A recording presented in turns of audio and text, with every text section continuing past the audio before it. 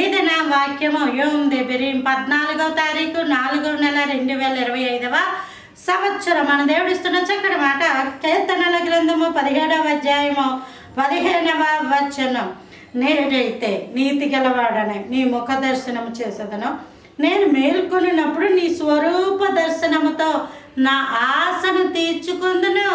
నువ్వు లెగిస్తే ఎవరిని చూస్తున్నావు? కొంతమంది చేతులు చూసుకుంటారు, కొంతమంది ఇలా అనుకుంటారు, కొంతమంది వాళ్ళకి ఎవరైతే ఇష్టమో వాళ్ళ మొహాలు చూసుకుంటారు, కొంతమంది లెగ్గానే తొడుముకొని సెల్ల చూసుకుంటారు, కొంతమంది లెగ్గానే వాళ్ళ పిల్లల మొహాలు చూస్తారు, కొంతమంది భర్త అయితే భార్య మొహం, భార్య అయితే భర్త మొహం.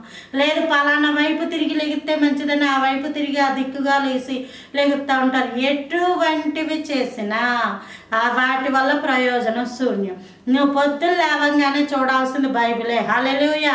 ఆది యందు వాక్యం ఉండెను, వాక్యము దేవుడై ఉండెను, ఆ వాక్యమే కృపా సత్య సంపూర్ణుడిగా మన మధ్య నివాసము చేశాను.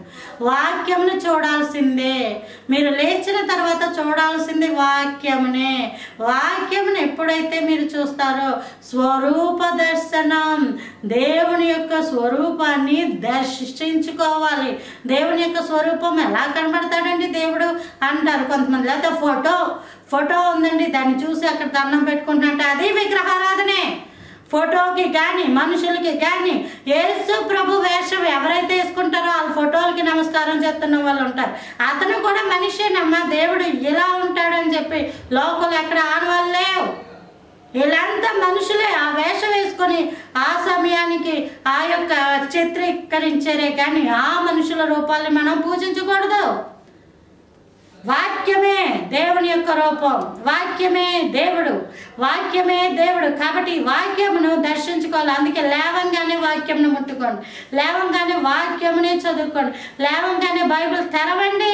స్వరూప దర్శనం ఎందుకు అక్కడ ఉంది? నా ఆశను తీర్చుకుందును. నీ ఆశ తీరాలంటే వాక్యమే, దేవుని ముఖమే చూడాలి. ముందు నువ్వు అనుకున్న మంచి జరగాలంటే దేవుని ముఖాన్ని చూడాలి.